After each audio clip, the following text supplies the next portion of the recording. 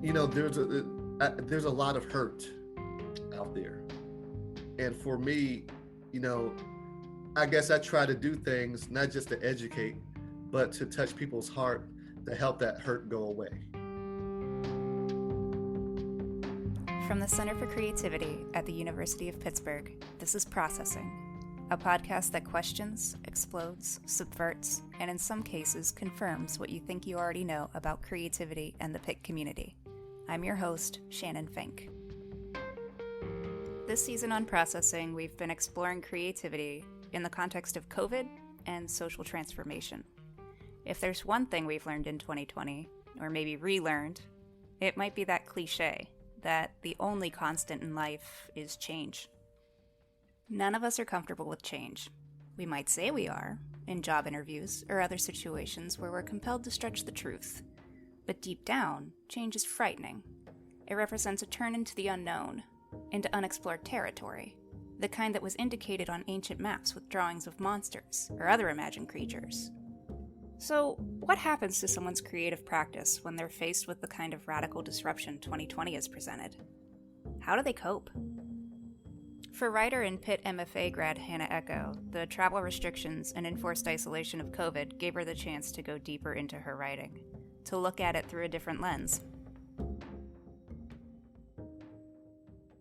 I think for me, I have a tendency again to just kind of travel, like literally. And I think it's actually kind of good for me that I had to sit and really, really like focus on this like one thing at this one time and really sit with like what I wanted it to be. I think there was a way in which I wasn't as automatic, like, oh, well, this book is going to be in this vein. So what are other people doing?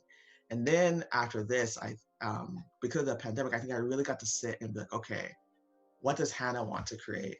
What would 14-year-old Hannah want to read in a book that's going to be about like self-compassion and pleasure and the divine dark feminine? Like, what would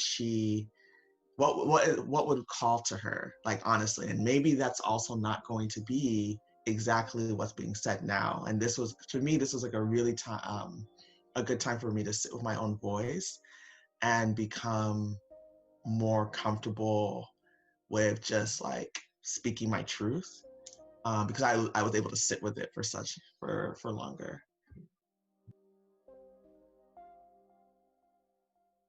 The pandemic and protests helped some makers to refocus on the reasons they create. For dancer and choreographer Oronde Sharif, that process is intimately connected to music. So I think for myself, I think it goes back to what I was saying earlier. There's a lot of hurt out there, and for me, I guess I try to do things not just to educate, but to touch people's heart to help that hurt go away. So for me, it is more about healing and being touched inside and warmed inside. A lot of my friends and even my wife, they'll say, you always listen to these slow songs. But because I find that these slow songs or love songs, depending on the artist and vocalist, the arrangements are key. Vocal tone is key. The melody is key. And those are the things that to me, that touches people's heart. I mean, people listen to different songs to get hyped. People listen to different songs to be mellow. I'm looking for songs a lot of times that's going to be heart touching and heartwarming for those moments that make somebody cry. Not cry out of pain, but cry because they've been touched and they feel happy in a way.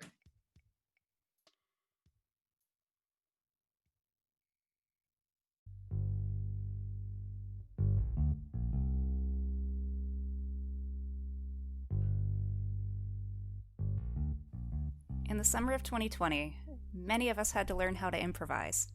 Toilet paper and Clorox wipes were in short supply. We taught ourselves how to sew masks or how to make sourdough. So much sourdough. Tahirah Walker, former manager with Pitt's Center for Teaching and Learning, learned one of the most important lessons of creativity. I was making this picture the other day, and I was using these markers that I bought, and one of them kind of, started to fray a little bit, and I was like, ooh, I better not use that too much. And then, it was just like, because why? Because, I won't be able to get markers. Like, stop it, just go ahead and use it. And I think I even took out my makeup bag and started putting lipstick on that thing, who cares? So that's been really a theme for me. We are so often taught that there is a right and wrong use of tools. We're even taught that about ourselves, right? Like, this is who you are supposed to be. These are the roles you are supposed to serve.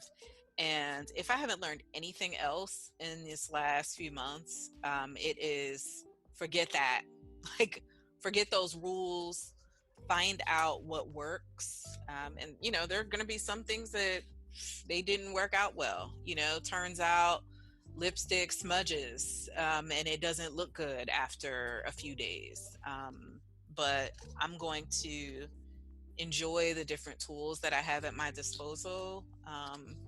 And I am not going to bind myself by these rules about, how certain things are supposed to go.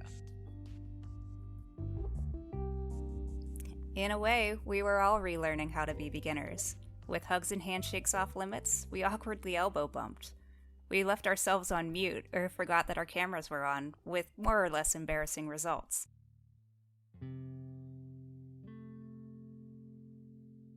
And on a deeper level, we began to have a more complex and challenging conversation about racism. Many of us felt raw and unprepared. There's another important element of creativity: embracing the possibility that we might not be good at something from the start. During an earlier personal crisis, photographer and videographer Ivette Spradlin turned to a new form of making. Yeah, so sometimes I make books, I hand make books, or lately in the last year I've started to try to bead, and it's been this real meticulous process that I'm not good at all, and I refuse to really try to learn it, so I'm just trying to figure it out on my own. But it's really therapeutic and been helping me, and just okay, I'm just going to do this really tedious task, and because I like this idea of accumulation, and it's kind of like what I said with my photos, I'll take the same thing kind of over and over and over in a very similar format. And I think there's something when things amass in that way, when you put them all together and there's not just three. I mean, it might seem repetitive, but I think there's something to accumulation,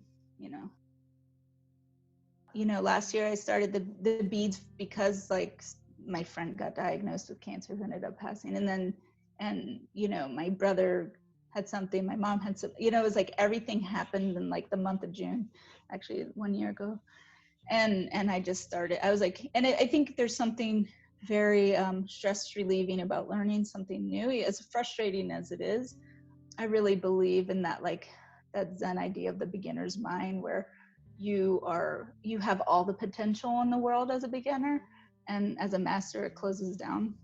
And I think it's good for me as a teacher too. It feels like to know how my students feel, because I can forget. So let me do something where I'm not good at it, and I'm bad and I feel frustrated and I don't understand why I can't do something well or something, so I think it's a good way for me to remind myself too of how they're feeling. For writer and Pitt undergraduate Craig Hayes, the summer meant balancing a daily writing practice with caring for others. It's a difficult balance to maintain, but he found a support system to help. Let's see, for the month of June, I made myself every single day write about the issues and everything going on. with everything going on, like I guess I was lucky that I had enough energy to do that. I think it came out of having my family around. I think I'm pretty lucky. I'm lucky to have like all my sisters and my parents around during a time like this for support. If you have solid systems of like support around you, it makes it easier to like put things out. It makes it easier to create and to just interact. And so I think I was lucky in that sense to have that support. It depends on your emotional state and what you're able to give. If you're able to give like poems every day, like then but it changes for everybody. But that's okay. Like I shouldn't give something that I don't have. And if I'm just writing to like, I have to do it today, I have to remember to do it today, like, and get it out, there could be a more important message that you get tomorrow. And you needed that energy, but you expended it towards writing, and now like somebody might not get that. So definitely being in tune with emotions, your mental state, what you're able to give especially during a time like this is important. I've decided to be intentional. I've decided to use my work to speak on these things that are happening. So I can't see myself letting up. I can't see myself deciding to slow down what I'm doing. And I don't know, like when I get back, like I said, like writing's a part of my everyday life.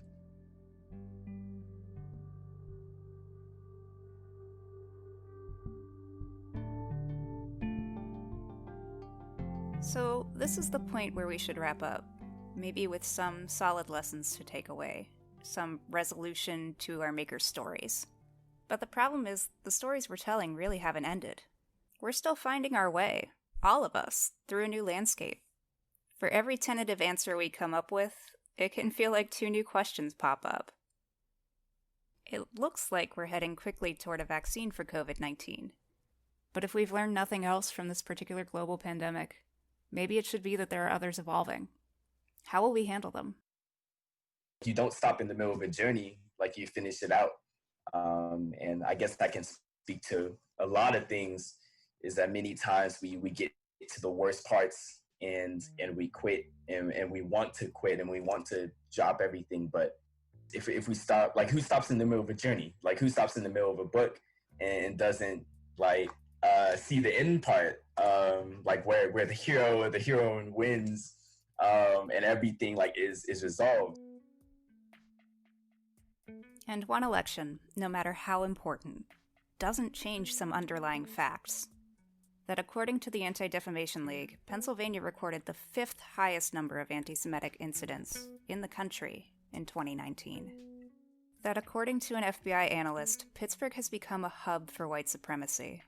That, as writer Damon Young recently observed, Black women in Pittsburgh exist in the least livable body in America's most livable city. In the face of all of this, does creativity even matter? And if so, how?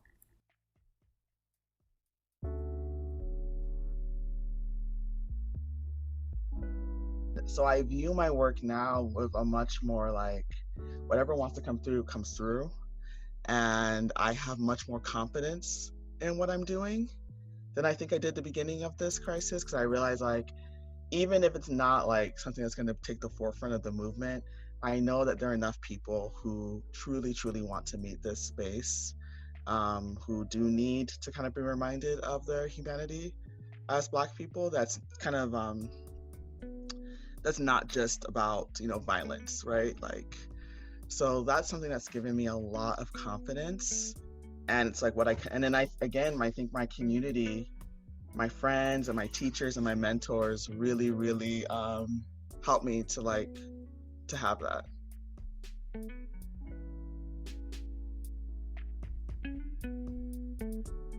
My dear friend Lindsay had a birthday, and then my 4-year-old decided that he needed to make a card for her. So I know, right? So I had to okay, put this hand sanitizer on and we were so careful and drop that off. And I felt so accomplished, I was like, I delivered that thing. and made all of those things. And I was very cognizant of safety and healthcare and, all of that. And then the next week, I'm like, yeah, sure, let's go to a march where tons of people are going to be around, many of whom are wearing no masks, and they're shouting stuff. And, yeah, oh, yeah, and just for fun, let's have state troopers rolling around because that makes sense. Yeah, it's like, but at each moment, I think it was very much like, these are people I love and people who I want to show my love for. And so I got to figure out the best way to do that. And that's how I navigate it. It's about love for me.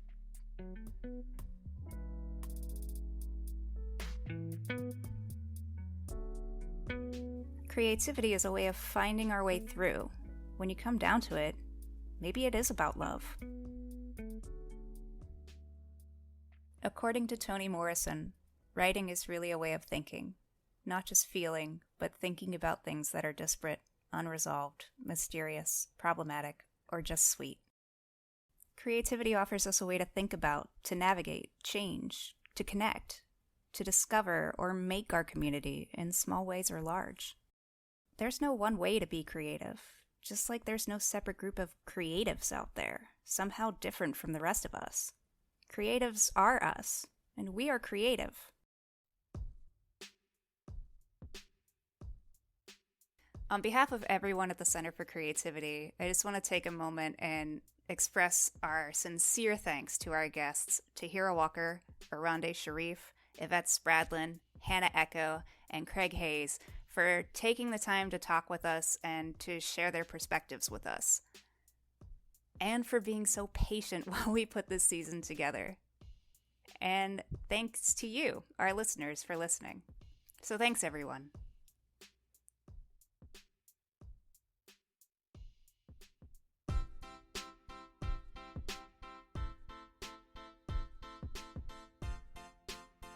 There are major slumps and there are major highs in love.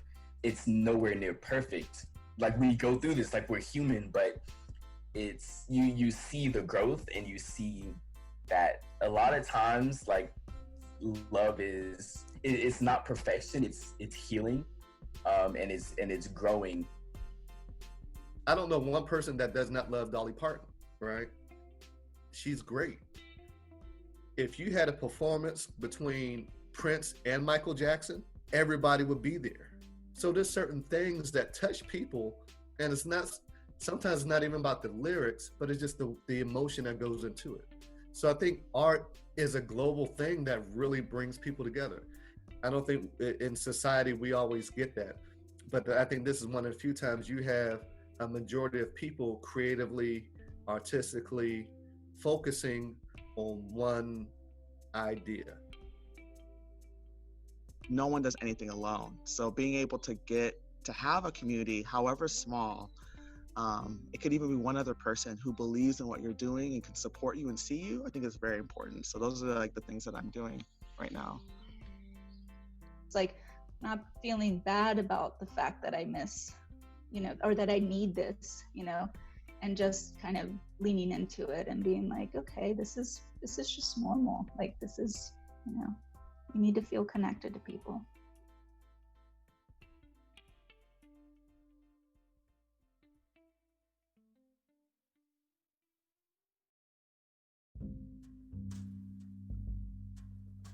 Processing is a production of the Center for Creativity at the University of Pittsburgh. The team includes Jasmine Green, Mike Campbell, Nancy Kirkwood, Kit Ayars, Erik Schuckers, Chad Brown, and me, Shannon Fink. For more information, visit us online at creative.pitt.edu. Music in this episode is by Blue Dot Sessions. Thanks for listening.